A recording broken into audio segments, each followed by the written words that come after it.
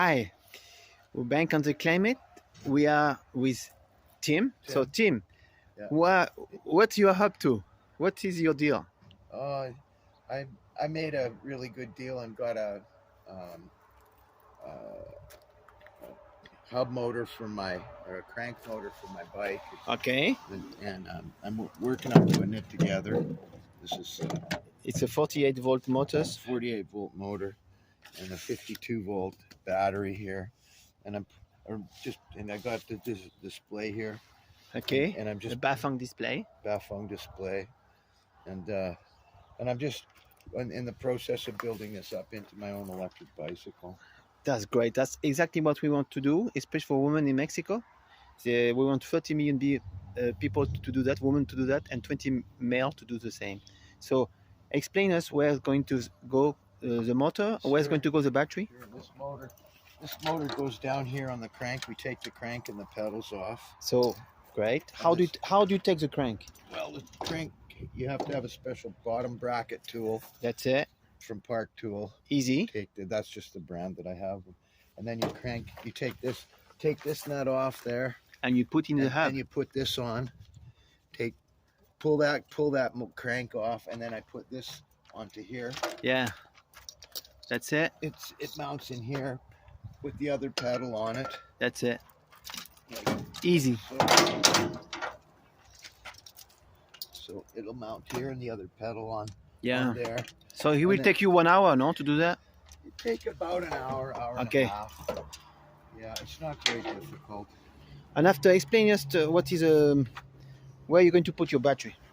The battery here will go on a rack. It may not be this rack. I might change it. Perfect. Yeah. That'll sit there. Excellent. Like that. So the battery, it's 800 watt hour.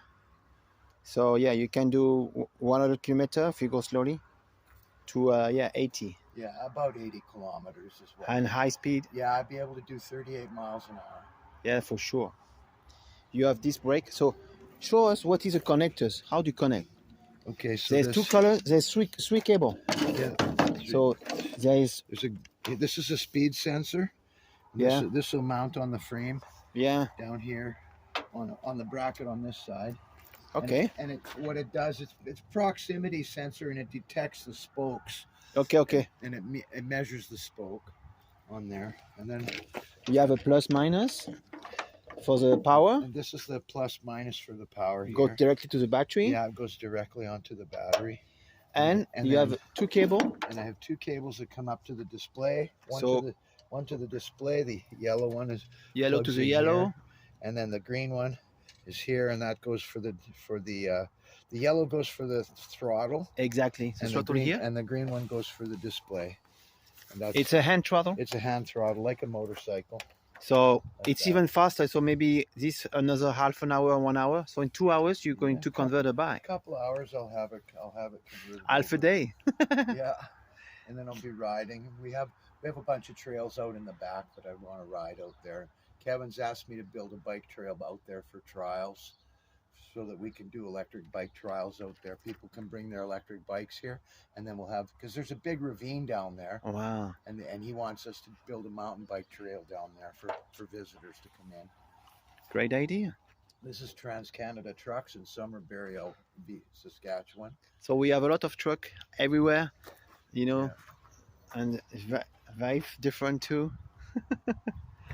Okay, thanks, and I hope to see you, Tim, in Mexico to make some makerspace, teach Mexican women, Mexican men how to convert bike when we have the open source electrical kit. What do you think about electrical kit for everybody? I think that these are very doable by most people. It's not difficult.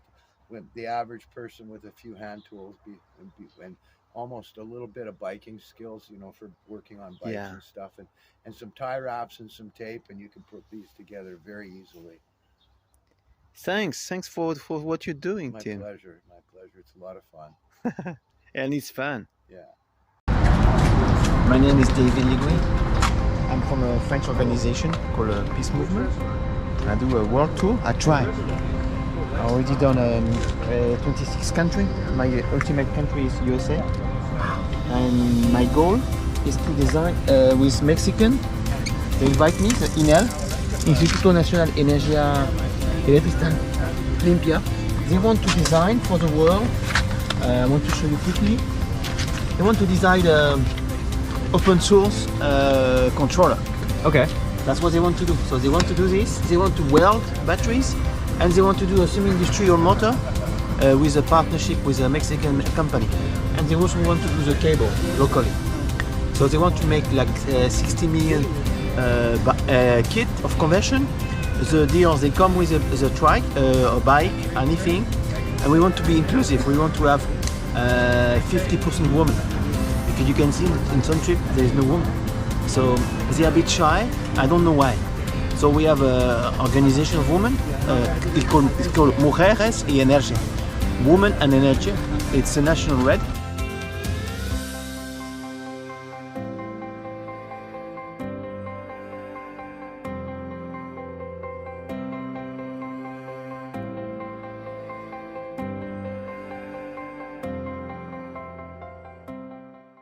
Okay, Bank on the Climate. Where are we now? What's your name and what are you doing? My name is Terry. I work for a company that builds wind turbines in Alberta, Canada. I feel like the turbines are a step in the right direction for Alberta.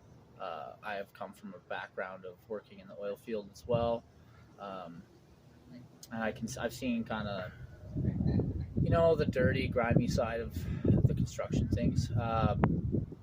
As far as the wind. Nothing is perfect. No, so. nothing is perfect. And as far But as it's the wind better. sector, wind is better. I don't know enough about it to know if it's actually making a big difference towards infrastructure by supplementing coal production or nuclear production of power. I do see what it does on the ground level, though. I see the amount of gasoline and diesel we use on a daily basis through our trucks, our equipment. I see the amount of metals and plastics and fiberglass that goes into these structures, these wind turbines. I see the amount of oil that is used within the gearboxes. They're not perfect. A step in the right direction for we have sure. To, but we have to. How do you say balance? We should have go to better efficiency, no? Definitely. Because if we consume the same, it doesn't solve the problem. Yeah, so that's where I don't necessarily understand or know the statistics on, what kind of power is this generating? Is it giving back? Is its carbon footprint, from ground development of infrastructure of, putting in the bases, the metal used for the cans, everything. Yeah. I don't know what that carbon footprint looks like. It looks big, though, to me, to a layman, to somebody who's just building these things. It's quite extensive. There's a lot of industrial work needs to go into building these things, right from factories that build these parts to just stuff that happens on the ground. Like, we have all sorts of equipment that's running on diesel or gasoline, like I said. Thanks for your honesty. We need that because we can't waste any more time. No. So we have to be very honest and say, okay. Mm-hmm. They don't go up on their own. It's not just, and they're there and we have green power. That's not how it works. And I don't know how long they last. Like, I've heard some stories of some wind turbines that have went up 4 years ago and they're already having catastrophic failures of their drivetrains or of some of their moving parts as far as their blades. And that's just more maintenance, which is to be expected. Maintenance is always needed, right? But for something that costs so much and something that we're banking on being the future, I feel like we should be looking for more longevity of our products, right? Yeah. I was in Costa Rica. Costa Rica has been running its wind turbine for 20 years at least, and then it's now generating 1/6 of the production, and they have overproduction that they are preparing for hydrogen car and hydrogen electric cars. Yeah. So yeah, and 2/3 is coming from water power and 1/3 from geothermal. So they are 120% green electricity. Wow, that's amazing. So it's a mix, because wind power is not a predictable source of electricity. No. It has to be mixed with a predictable green energy. Thanks so much for your insight, for your own opinion. Well, thank you for having me. Thanks. Yeah.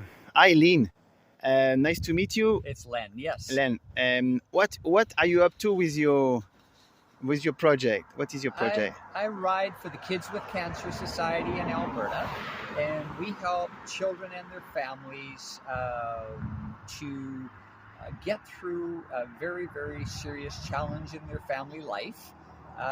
And we support children that through no fault of their own have come in contact with cancer, and we try to help them on their journey through to well-being and health for their future. So I ride bicycle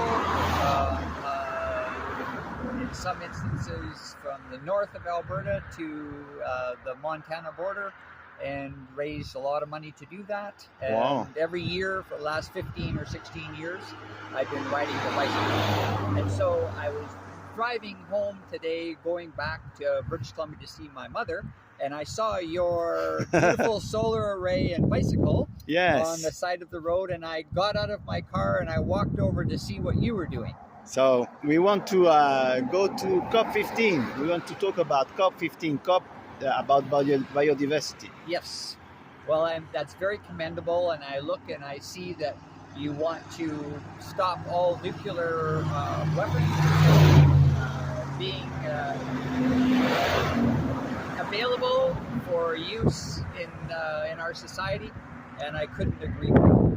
So the good news is the nuclear weapon has been banned the 22nd of January last year, and nobody knows. So we want also that people know. Yes. It was almost impossible, but we have done it. So give us more time now to concentrate on climate change.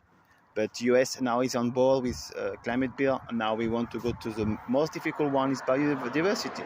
Yes, wonderful. And I think with climate change, I think that with the United States finally chipping in, if we can get China and Russia to join in that initiative, which is significant for the survival of humanity, then in fact other countries will take it much more seriously and not perceive it as a competitive threat, so that they will not participate if the majors like India don't participate, because it becomes a competitive disadvantage to participate.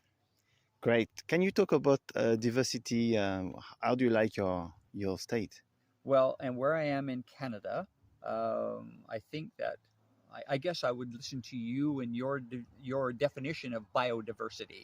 On life on land. Life on land.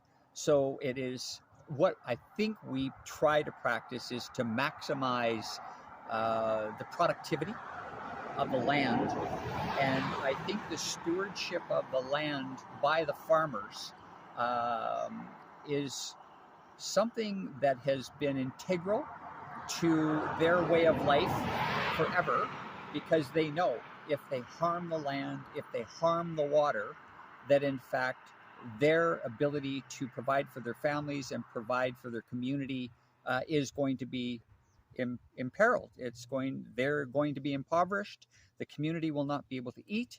And so I think stewardship begins with the farm and with the farmers and with support of government agencies to see that water is well managed and preserved, and that the land is well managed and preserved. And that includes managing through pesticides and amount of fertilizers that are used. And technology is supporting us in that way, in that with satellite coverage of acreage being sowed, acreage being fertilized, acreage being having pesticides or whatever attached to it, is now dependent upon a satellite image saying where I need fertilizer, where I need pesticides, etc. So technology will perform or will act as an outstanding agent to help us forward in biodiversity. But I think also more democracy, more right to the farmer to choose what kind of pesticide, one kind of seeds. Yeah, because they have sometimes big pressure from corporation to put GM food, for example.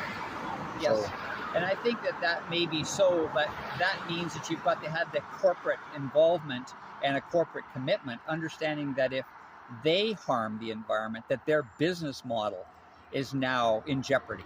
yeah. So a farmer may be under pressure from a Monsanto or somebody like that because they're using their seed. That's well and fine, but I don't know this full story on GMOs. I don't know all about it. I do know that the inhibitors to growth in a field that is sown with Monsanto seed or other entities that provide seed with, I guess, herbicides attached to it, the productivity is higher. And if we continue to expand our population beyond 8 billion, none of this is going to matter, because every human being is an organism, and every organism requires energy. And without oil and gas, without proper use of oil and gas, fossil fuels, and then you get into foodstuffs, if you don't fertilize, if you don't manage your soil properly, your population is going to starve to death. And it's going to continue to migrate, and that's going to continue to bring societal pressures on Europe, on America, on Canada, everywhere. And so sooner or later, if we do not manage the environment appropriately, and if we do not manage the growth of humanity, I think that we are destined to fail. Okay. Can I finish with the back of your shirt? Sure. So, Ride for Legend. Ride for Legend, 1,200 kilometers in 7 days for the kids with cancer. Thanks so much. Thank you very much. Thanks. Bye-bye.